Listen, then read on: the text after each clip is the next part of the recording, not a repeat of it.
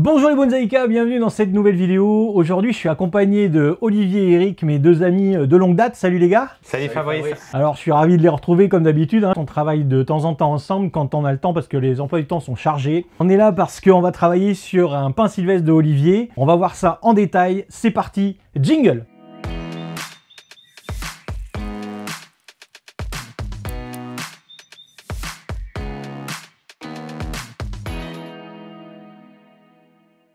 Olivier, donc cet arbre, tu peux m'expliquer un petit peu d'où il vient, comment tu as eu ce coup de cœur pour cet arbre? Mais ça c'est un arbre qui vient des Alpes, donc voilà, je l'ai prélevé en 2016, je l'ai mis en repos chez Gabi, le temps qu'il se racclimate un petit peu. Après donc je l'ai ramené sur Bordeaux et je l'ai gardé pendant 1 an sur Bordeaux sans rien faire dessus, seulement du désaiguillage.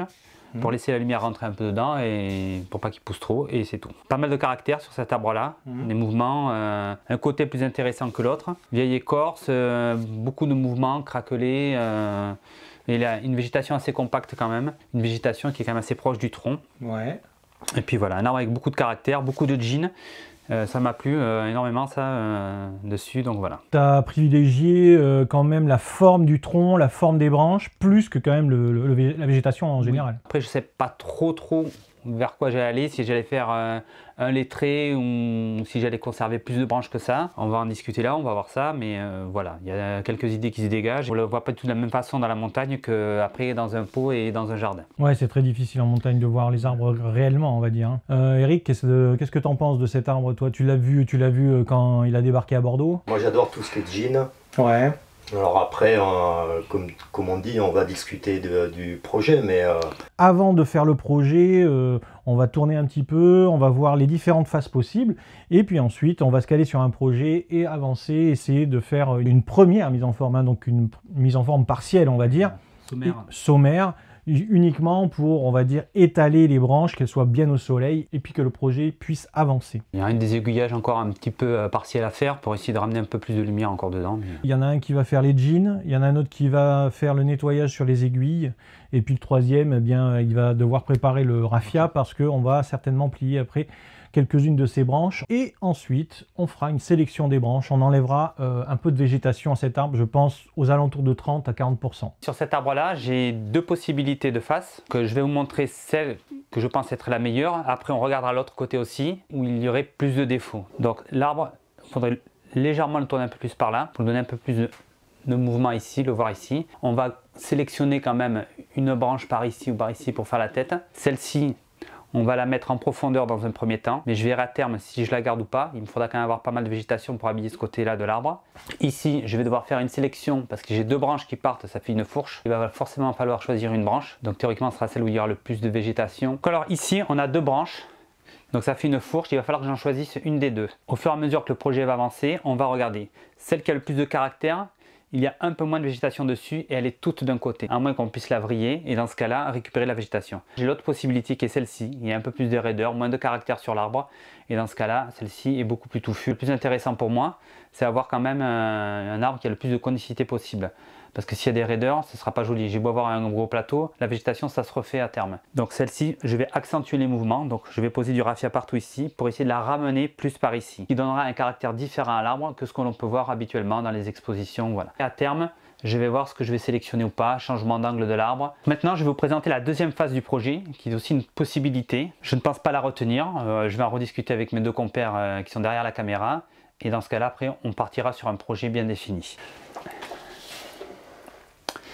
Là, on est sur la deuxième possibilité du projet. C'est un arbre qui sera beaucoup plus facile à plier par rapport au mouvement pour ramener la tête de l'arbre. Mais là, on partirait plus sur un lettré. Ici, là, on a une grosseur qui est vilaine parce que là, il y a une grosse branche qui a poussé ici et donc qui est tirée beaucoup. Et il y a moins de jean ici. Je trouve qu'il y a moins de caractère sur ce côté de l'arbre. On voit qu'il manque le caractère au niveau de l'écorce. Ça part un peu plus droit. De l'autre côté, on a l'impression que l'arbre est le plus vrillé. Ici, j'ai cette grosseur qui est inintéressante.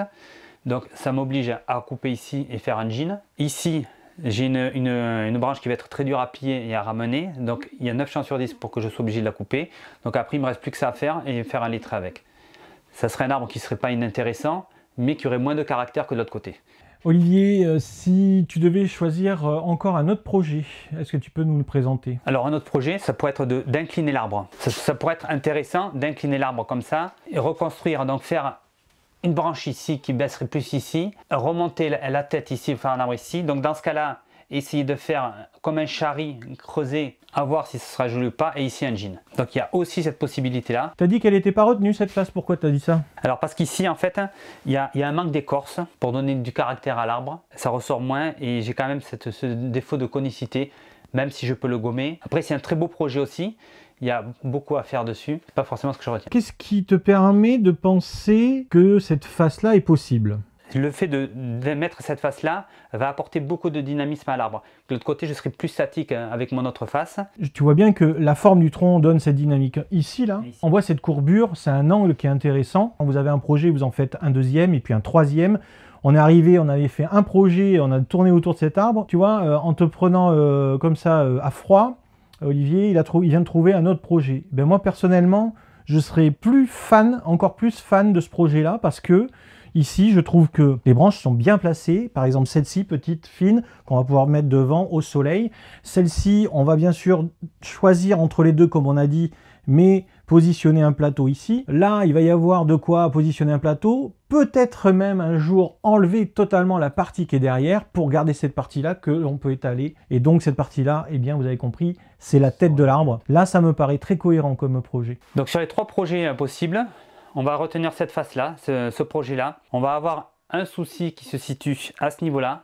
Ce sera au niveau de la grosse racine, mais on a les moyens techniques pour pouvoir la plier et la mettre au bon endroit dans le pot. Il n'y aura pas trop d'angle à changer non plus sur le pot. Dans un premier temps, il va être travaillé, calé sur mes étagères dans ce sens-là pour continuer à avoir la lumière du bon côté, avoir des arrosages qui vont faire que ça va un petit peu ramener les racines plus vers ce côté-là, je pourrais le mettre en pot plus facilement par la suite. On va finir la phase de désaiguillage sur cet arbre, nettoyage, et puis on va surtout poser du raffia pour commencer à plier cette branche-là, éventuellement à placer une des 2 branches ici, et puis à plier bien sûr la tête. Il y a du raffia à poser là. Il faut voir que cette partie-là, elle est sèche.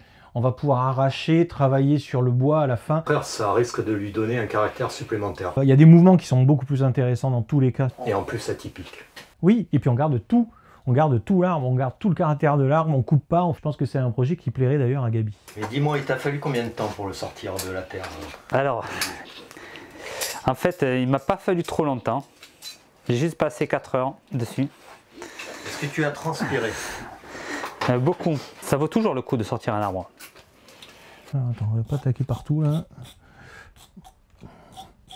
Tu avais déjà travaillé sur les jeans? Alors j'en ai peut-être pelé un peu, si j'avais commencé à peler un petit peu quelques-uns, ouais. Mais juste tirer dessus comme ça avec l'outil, parce que je les ai laissés en fait pour pouvoir s'accrocher dessus s'il y avait besoin. Si là, de toute façon, il ne se voit pas cela.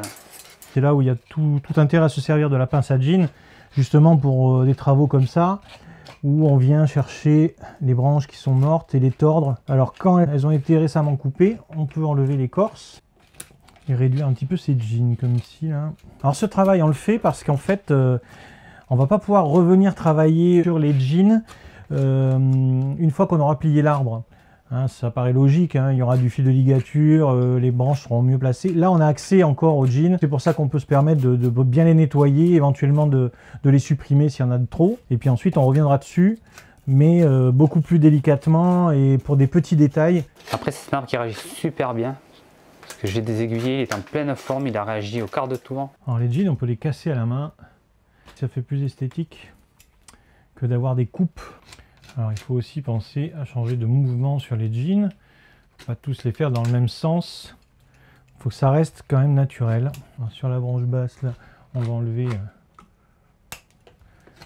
tout ce qui va gêner pour le pliage. On peut même le faire à la main. Après tu vois, cet arbre-là, je l'ai surengraissé toute l'année. Ouais. Pour qu'il soit prêt aux travaux. Ouais. Donc j'ai mis de l'engrais 1 fois par semaine dessus. Je mettais en même temps du fertile océan 1 fois par semaine. Et je mettais aussi de l'acide humique. Ça apporte une meilleure assimilation de l'engrais à la plante. Le fertile océan, moi je l'utilisais surtout pour faire un apport d'oligo-éléments. Parce qu'il y a beaucoup d'oligo-éléments dedans. C'était faire un apport supplémentaire par rapport à ce que l'engrais peut m'apporter sur l'arbre. Ouais. Tu mets quoi comme engrais organique? Alors engrais organique, je mets du fraisiné. Et après, sinon, je mettais un engrais chimique, c'était du Osmocote. L'osmocote, d'accord. Donc en fait, tu n'arrêtes pas de l'engraisser cet arbre. Il était surengraissé, ouais. Parce que je savais que j'allais faire des travaux derrière, et puis qu'il est en construction, quoi. Après, avec l'évolution de l'arbre, je ne ferai pas un engraissement aussi fort dessus, quoi. Et ça leur permet de bien reprendre. Et je l'ai fait sur beaucoup de mes arbres, notamment une Sabine qui était fatiguée, et elle a bien repris avec ces traitements-là. Donc qu'est-ce que tu en penses, Olivier, si on traite ce jean ou pas? Je me dis que ça pourrait peut-être servir.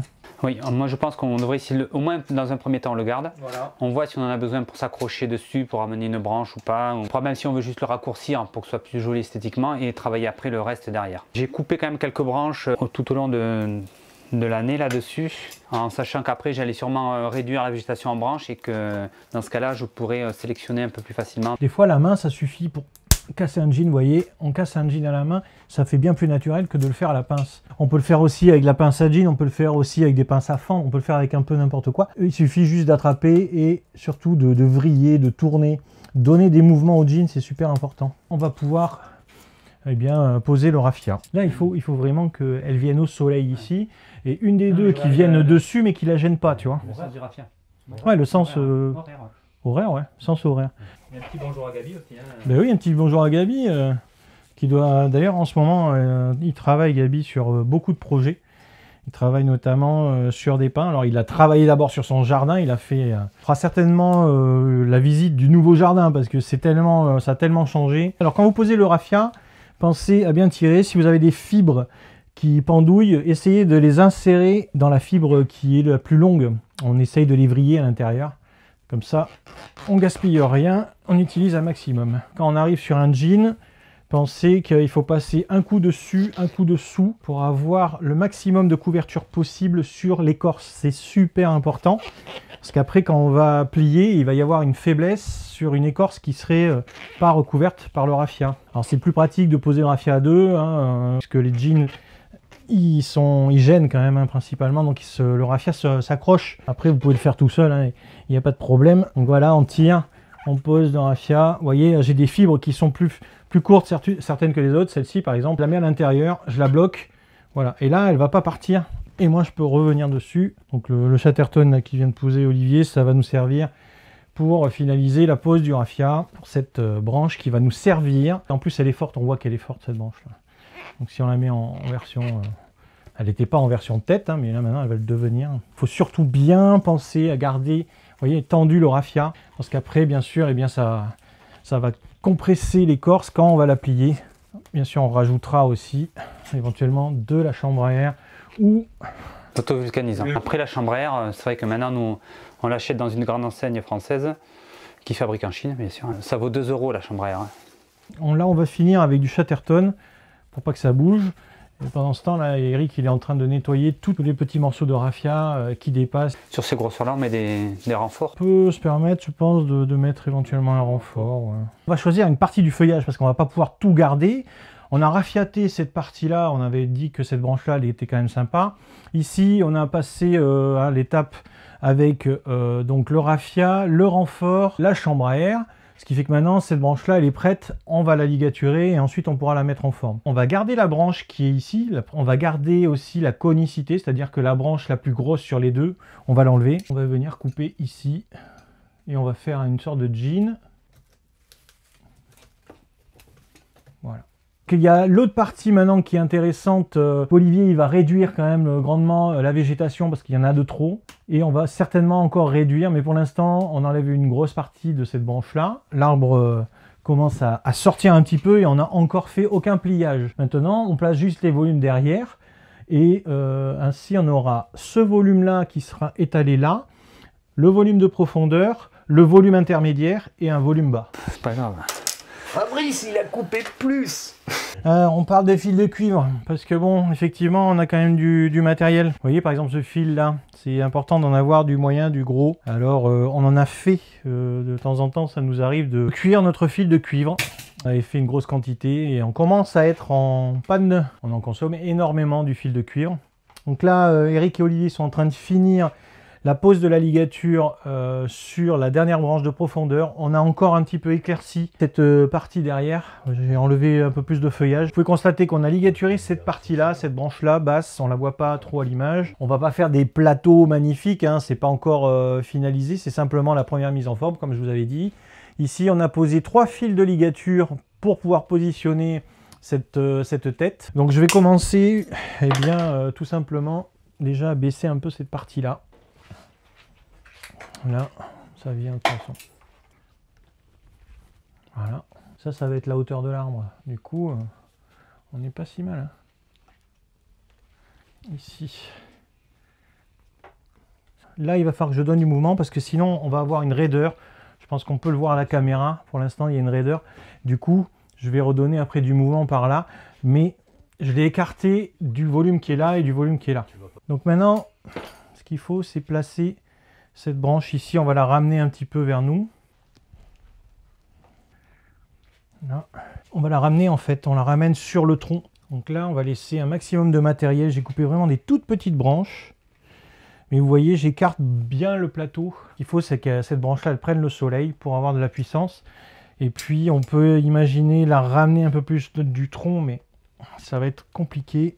Ce qui fait que ça nous donne la partie la plus longue de l'arbre. Tout le reste doit être à l'intérieur. Cette partie-là, il faut qu'elle soit plus proche du tronc. Donc, eh bien, on va devoir ramener cette partie ici. Voilà.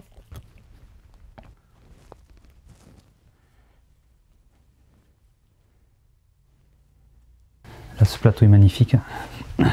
Et Eric aime bien faire un plateau sur tout l'arbre. On appelle ça le plateau Eric. Donc là, on est en train de faire la tête du second arbre en fait. Et là, on a déjà quand même changé le volume de l'arbre. Hein. C'est pas mal, mais je pense que de toute façon, derrière, un jour ou l'autre, ça va dégager. Qu'on va peut-être garder même que cette branche-là, tu vois. Cette branche-là pourrait être intéressante. Le haut...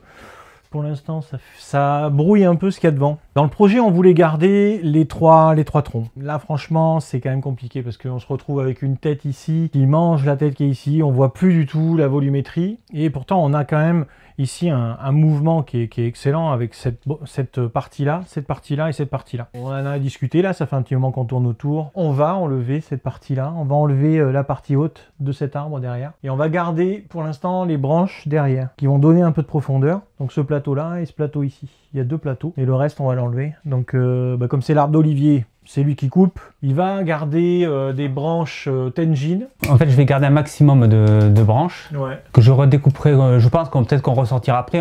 Si ça ne matche pas en séchant, on repassera sur plutôt des jeans plus courts. Ce sera mieux, vous allez voir, je pense, le volume sortir.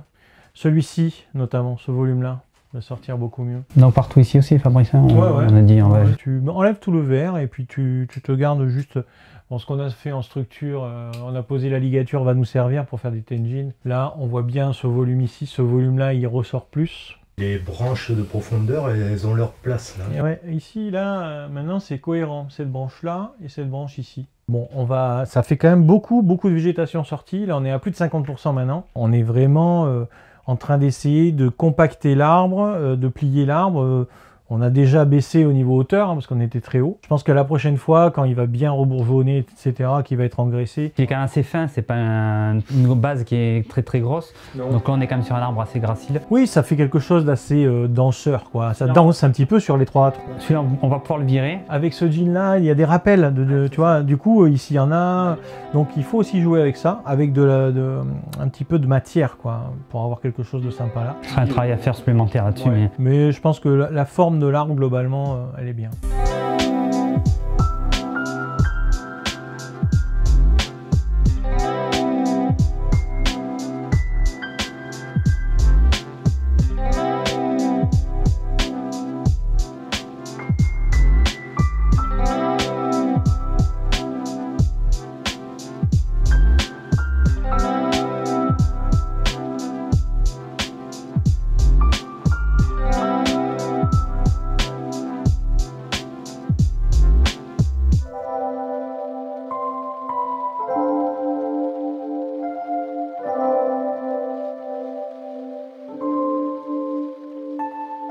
Alors, on a placé les volumes. Attention, c'est une seule mise en forme. C'est un arbre qui a encore beaucoup d'évolution. Il va y avoir beaucoup de mise en forme dessus. On a préservé quand même la santé de l'arbre avant tout. C'est un beau projet, un peu plus atypique. Là, l'arbre, on l'a mis tel qu'il est à l'heure actuelle. Déjà, on a changé l'angle au dernier moment, puis c'est après avoir fait le tangine. Ouais, on l'a tourné encore un petit peu. Peut-être qu'on pourra même le basculer plus tard, un petit peu plus vers l'avant. Cette branche-là, il faudra peut-être arriver à la réduire encore un petit peu. Ça va venir tout doucement, et puis voilà. Et plus étoffer la tête là, enfin bon, Mais pour un premier G, c'est pas mal. C'est pas mal. Voilà. Après, j'aime beaucoup le plateau là. le plateau Eric. Ce plateau-là, c'est un plateau qui a été fait par Eric. Il a mis du temps à le faire, donc Et dès qu'on s'approche, on se fait gronder. on a quand même intérêt à le garder parce que sinon on va ramasser un petit peu quand même. Alors avec Eric et Olivier, on se connaît quand même depuis très longtemps. Toi, tu es arrivé au bonsaï quand? Il y a combien de temps et comment tu as découvert le bonsaï? Mais ça fait, je crois, 8-10 ans. Au Bricot? Ah oui, c'était au Bricot, non? Ouais, c'est ça avec ton frère. Ouais. Ah oui, je m'en rappelle, ok, ouais. Et Olivier, toi, t'es arrivé au bonsaï par un autre club? Par un autre club, ouais. Mais moi, ça doit faire la même chose à peu près 8-9 ans. Donc voilà, ça fait un moment qu'on se connaît tous les trois. Et on a pris l'habitude de travailler ensemble, de rigoler, de faire les 400 coups, puisqu'on est parti faire des expos, on a fait beaucoup de choses. Hein. On a fait Saulieu, on a fait Molévrier, on a fait Genk. La Belgique, ouais. Ah, lui, non. Non. Non, il n'a pas voulu venir. J'aime pas la bière belge. Il aime pas les Belges, il voulait pas. Non, coucou à nos amis belges, c'est une blague, c'est simplement qu'il pouvait pas. Enfin, Jérôme. Un petit coucou aussi à Jérôme s'il voit cette vidéo. C'est des anecdotes, hein, mais ça fait partie aussi des rencontres du bonsaï, des rencontres de vie. Des amitiés. Et on est devenus plus ou moins maintenant on est devenus des potes et on bosse ensemble régulièrement, on s'appelle et on fait des ateliers, voilà, des fois on fait des ateliers, on filme rien du tout, on fait ça pour le plaisir, hein. Et on se retrouve aussi chez Gabi, on fait la même chose, etc. Puis pas que, on fait aussi les jardins quand il faut mettre un coup de main pour dessoucher ou déplacer des trucs. Et oui, parce que Gabi nous appelle. Ou comme chez toi. Hein. Il n'y a pas de chez toi aussi. Hein.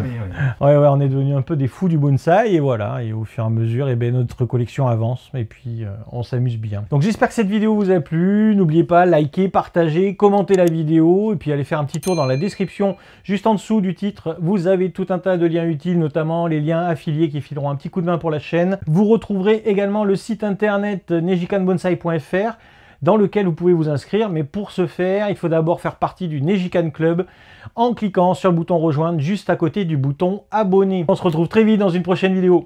Ciao! Bye bye. Ciao.